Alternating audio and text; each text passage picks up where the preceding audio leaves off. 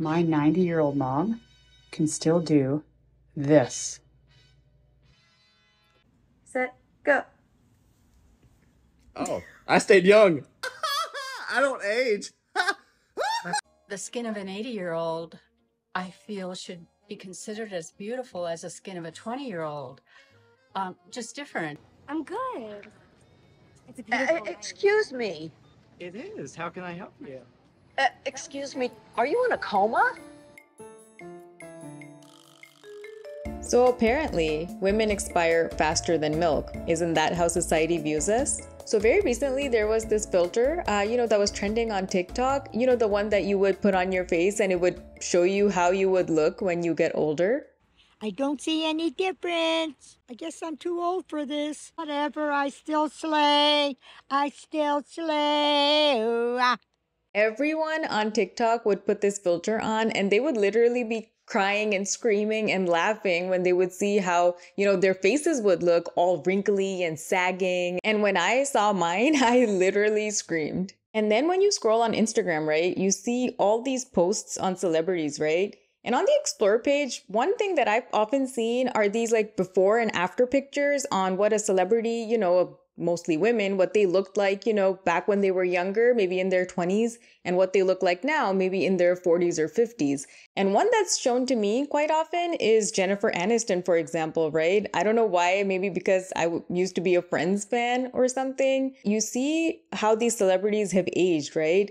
Whether they've had Botox or not, or whether they've had a facelift or not, or if they've had a facelift, why? Or if they haven't had a facelift, why not? And oh my God, she's aging like fine wine. And oh my God, she's aging like a freaking prune. And oh my gosh, she is so old. Why is she dressing like that? And oh my God, 50 is the new 30. Age, age, age. It's like as a woman, you can't escape it. Now, thankfully for me personally, right, like how I age and the way I look, it doesn't affect, my livelihood or anything for that matter. But even me, when I make these videos and I go back and I start editing them again, I think I noticed a couple of these small little fine lines appear out of nowhere.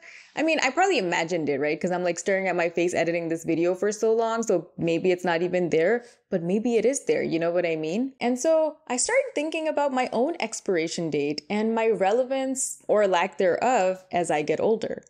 Yeah. Okay. Hello. Hello.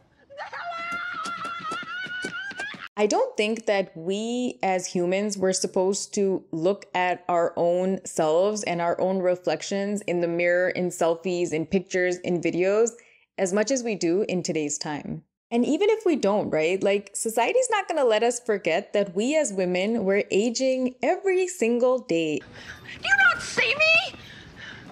Do I not exist?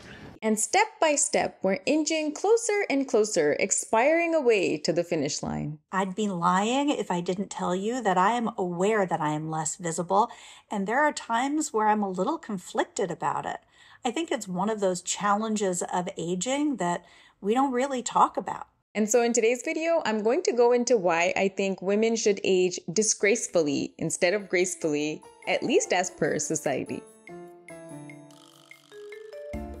Hi guys, my name is Yusra. Welcome back to the channel. Now this first one, I experienced this really hard, okay? Harder than anyone should have ever had to, okay, in this lifetime. Your girl was there. Damn, I got no kids, I got no man, I'm 27 years old, and it's like, I don't know where I'm gonna end up. Who's gonna be my man? Who's gonna be my husband? Like, where am I gonna be in 5 years from now? Oh, to get closer and closer to 30 years old every single day, and every single one of those days, the world reminding you of your single existence. I detail this in one of my other videos, but I still to this day am processing some of the traumas that I went through from the time that I was single and how the world treated me. Like I am still healing from it. It was that miserable. So I'm just starting to feel a little bit like everyone is paired up, and like a lot of people I know are paired up, and then it's just like me and the world. So one of the biggest challenges of being single is the fact that you could be like the most successful person, right? Have the most top-notch career, be ambitious, be traveling the world, be so amazing in every single way. But if you're not in a relationship, the world's like, hey, why are you single? Where's your man? What's going on? And I've shared this TikTok in a previous video, but I want to share it again here. My uncle said, you know what? You should give up hope that Yusra's gonna find anybody now. Even if she finds somebody, the guy's probably gonna be divorced or a single dad or probably not making any money. So really, you should just let it go. And my extended family, not even immediate family, the joys of being of color, right?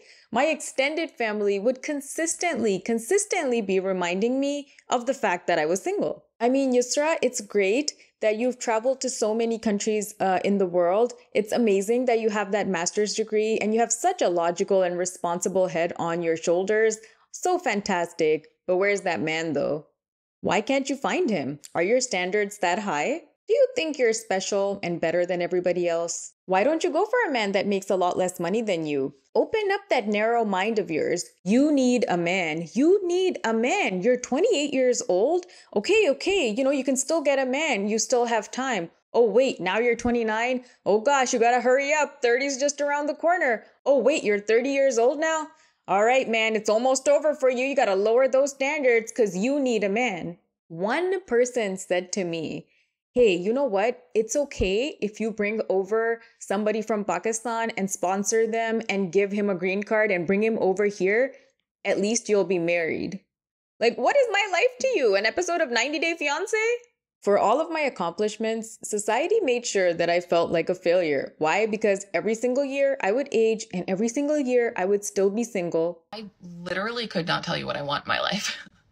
I'm 35 and I have absolutely no idea what I want. You know how many times in a week I change my mind about whether or not I want kids? Do you know how many times in a week I have breakdowns about the layout of my apartment? For most modern women that are prioritizing their educations and their careers and their financial independence, the matter of aging is first going to be thrown into your face when you hit your late 20s. And if you're single, just brace yourself for a rude awakening. Okay, so a very good friend of mine who is a few years older than me, she recently went to a funeral. Yeah, you heard me right, a funeral. And she basically, has a daughter who is maybe like 7, 8 years old. And, she tried to have, a child after her baby girl and tried multiple times. But unfortunately, she had a lot of pregnancy losses. So she basically decided that, the trauma, this physical, emotional trauma is way too much for me. So she decided that, I'm a mom, I have one baby girl, she's enough for me. And that was that, right? So anyway, my friend goes to this funeral and she sits next to these couple of aunties that she knows pretty well. And one of them, starts talking to my friend and asking her, hey, how's it going? How's life? Da da da da da. So a couple minutes go by in the conversation, everything's fine, when all of a sudden, one of the aunties asks my friend, hey, when are you giving your daughter a sibling? And my friend's just looking at her like this auntie knew for a fact that my friend had had recurrent pregnancy loss, and she still asks my friend this question. To make matters worse, this auntie didn't stop here. She continues and she's like, it would be great if, you had a son, because if you have a son, you would have one of each and your family would be complete. And she goes, you better hurry up because you still have time to complete your family and give your husband a son. Who is my friend? Freaking Anne Boleyn, married to Henry VIII, and she has to continue the royal bloodline? What? I don't know if it's better or worse that, when my friend was telling me this story, she was telling me all of this, so casually. She was so used to all the comments that were coming her way that it was just not a big deal for her. I'm on the other end of the line, shocked, beyond belief. Who says these things? I just disappeared once I have the kids. No one cares about me. Not that they cared about me to begin with, but now they really don't care about me. And so she was basically telling me that, after she had her daughter, she basically felt invisible for some time. And then when the clock started ticking again, afterwards, she felt like a disgrace and a disappointment to society because she just had that one daughter. Isn't that crazy? We were having this conversation on the phone. It was pretty interesting because we were talking about how, you could be the hottest girl, right? And then as soon as you become a mother, right? What happens to your desirability? It just goes down the drain pretty quickly. You see this? You'll never wear a bikini again. But you've had 4 kids and you look good. My breasts resemble 2 balloons you find behind the couch a week after the party. And whether you decide to have a kid or not have a kid, either way, you're doomed, right? Because if you don't have a kid, right, it's like the clock is ticking and everybody's questioning you and telling you that you're expiring and, you know, you have a certain amount of time before, you know, your biological clock, you know, hits you on the head, right?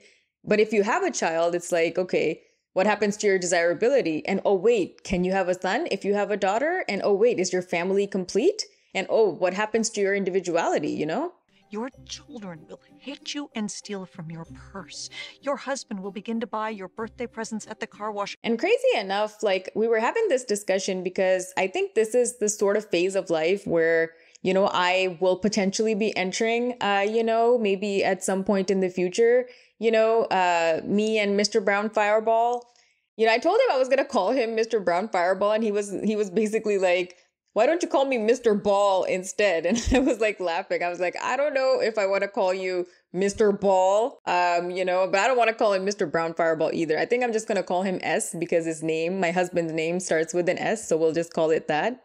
So essentially, S and I, we will be, you know, having a kid at some point, right? And there's this whole discussion on how, you know, I feel so just like it's a very complex thing, the way I feel when it comes to, you know, having a kid. Most of my fears are, of course, related to my child, and because I want to do such a phenomenal job in raising, you know, a child, because why else would I, you know, bring a child into the world if I couldn't offer it every single resources under the sun, right? But where I get really nervous is the fact that all these years, you know, it's been about me, you know? Like, I want to travel, I travel. I feel like buying something, I buy something. I want to go somewhere, I go somewhere. I sleep in, I take a nap, whatever I want to do, wherever I want to go, however I want to spend. Like, I don't give it a second thought. I just go ahead and do it. A great way to find out if you've lost yourself in motherhood is to get a hobby and see how much time you have for that hobby and see how much people support you in that hobby, so much so that they give you the time in order to do it and feel like you have some sort of identity outside of being someone's mom. And if you follow me on Instagram, you'll know that I just recently became a plant mom, right? But, you know, it's very different to have a human child than it is to have a plant as a child, right? And so when I do have an actual human child, right, I question what will happen to my individuality, essentially. How am I going to view it? How will it shift? How will my looks change? You know, how am I going to age? And the kicker, for the rest of your life, there will be so many moments when you feel lonely, but you will never be alone. And it's just recently that I, you know, started making videos on YouTube, right? And I'm realizing how much I enjoy the process. And I enjoy it so much when someone, you know, reaches out to me on Instagram and, you know, wants to have a chit chat. And, you know, there's like this small community that has built in such a small amount of time. But I question, I'm like, okay, if I have kids, like, is anybody going to be interested in listening to what I have to say? Like, will you guys still love me when I'm no longer young and wrinkle-free? One thing that I definitely hear about this age, women and this age, right, is they start to feel invisible. That sense of feeling culturally irrelevant. If we keep talking about this stage of life, the middle of life, as some sort of ending, instead of maybe an ending that has a new beginning, we lose the incredible brilliance and wisdom of people at this age. We lose what more days on the planet give you in terms of experience. Like, there's so many dimensions to us, even despite being just moms or wives, right? Which, again, they're beautiful, you know, parts of your life. But despite that, aside from that, there's so much more that a woman is. Like, what I think is crazy is that when a woman gives birth, it's like she creates life, but like for society, oftentimes she's just not even an individual anymore. And it's like, you created life, but like, yeah, like your own personal life, it's over now. And if you decide to not have a kid and you're child-free by choice, or you don't have a son, disgrace, you're still a disgrace to society. Like, isn't that so just like... So last year I was in Pakistan for a wedding, and you know how like there's like these round tables that are sort of arranged, and so I'm sitting on this one table, and on the table next to me there's this group of aunties that are, you know, sitting down having a conversation. Seems like they were chit-chatting, whatever. And so there was this one really stunning auntie. I didn't know who she was. She was like from the other you know, side of the family that I just didn't know her. But she was like this really, really older, stunning woman. And she was like extremely stylish. Like she was wearing a sari and she had on this like really bold, like red lip, which is pretty bold given her age, given the society that we were in, right? And I kid you not, as soon as she passed by, the table where these aunties were sitting, I saw the aunties look at her up and down, and then amongst themselves, I mean, I don't know what they said, but I could definitely see that they started whispering. Do you guys want to bet, $50 on whether they were talking about this woman and her style or whether they were talking about something else? Because I'd bet money on that. What kind of animal treats people like this? It's a bizarre world we live in where this would be whispered about, or, like what a woman wears or how she dresses and how she dresses at a certain age, right? Like that's discussed so much. Like in a world where celebrities are literally getting facelifts at the age of 30, how does a woman past, age, 45 feel when everybody makes her feel like she's past her prime? Another perk of maturing is you stop caring about the bullshit. Your tolerance for bullshit shrinks, which naturally makes you more confident. You speak up for yourself more. You become more rooted in who you are. And I don't know if it's an energetic thing, but I really think it actually makes you prettier. And another example that I want to go into, right? So the oldest woman to ever face the cover of Vogue is this 106-year-old, woman named Apo Phang Od. And I think I pronounced that right. And she's essentially a tattoo artist, from the Philippines. And she's also the lady that's featured, on the thumbnail of this video, by the way. So she basically learned the art of tattooing from her father when she was essentially 15 years old. And it was definitely like a male dominated, sort of an art form. And the only reason that she could, practice was because her father essentially recognized her talent and potential at a very, very young age. And so the baddie that this woman is, right, as she matured in life and she became more and more talented and started partaking in this art form, from there onwards, she only chose women as her apprentices. She's 106 years old. Did I mention that? And she's currently still teaching women her art form in the Philippines in like this small little city where she lives. And she's working really, really hard to preserve, her heritage and the knowledge that she's accumulated through the century plus that she's been alive. It's crazy.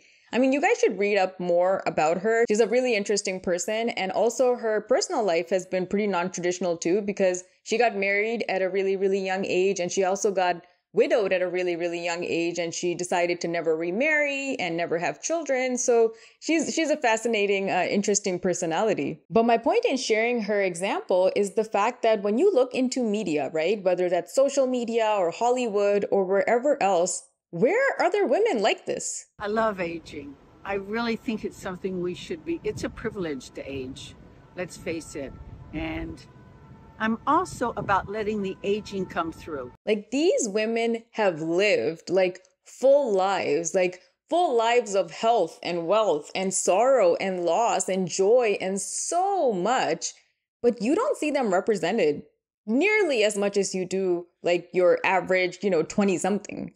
Like you'll go onto TikTok and you're going to see like this occasional, TikTok where somebody's interviewing an older person and asking for like life lessons.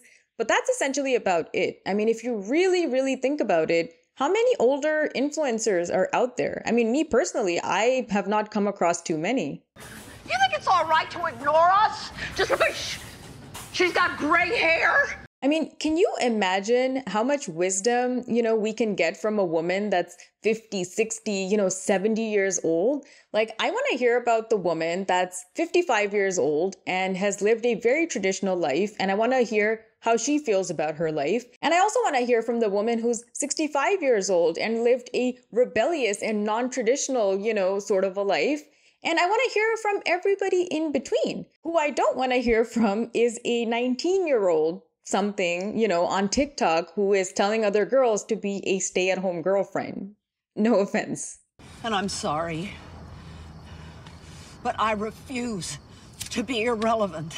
I mean, when there's such fantastic women that exist in the world today, You really have to think about how as a society we're so skincare obsessed and age obsessed and beauty obsessed and all this stuff, right? Like literally rubbing retinol into our faces every single night, right? To preserve our youth. Not that I'm judging or saying that, people shouldn't take care of themselves, because they absolutely should. I mean, I don't go outside at, 12 p.m. without sunscreen on my face. That's not what I'm saying. But if you're very, very, very obsessed with the way you look and the way you age, right? And you're consistently obsessing about whether you're aging like fine wine or like a raisin, I think it's a good idea to, take a step back and just reassess. Aging is such a privilege, and a privilege that unfortunately many don't get to experience. People say, oh, I love that look on you. It makes you look so young. But then maybe I don't want it then, because I want to look my age. I want to look older. I want to look like who I am, no matter what age I am. I want to look like that. Like when you see those cracks, those little wrinkles around the corners of your eyes, those are from moments you spent with loved ones and you were smiling and living your best life. And those freckles, those freckles around your, nose area, that's from the day that you maybe forgot to put on sunscreen, but you were having literally, the best time of your life, soaking in the sun, on the Amalfi Coast or something like that. Like those little cracks around your eyes and those little marks around your face, the signs of aging, they're all from a time where you were literally out there living your best life. At many different moments across different time periods in your life, the world or the people around you, they're going to try to poke at you, and try to make you think about all of the insufficiencies that you have as a woman. Whether that's your relationship status, whether that's your looks or beauty, or whether that's your age. And in the era where aging is essentially a cardinal sin and preventative Botox is essentially common in your 20s and, facelifts are getting more and more normalized in your 30s, you know what? Me and my wrinkles, we're gonna be just fine. Can't see me, you can't stop me.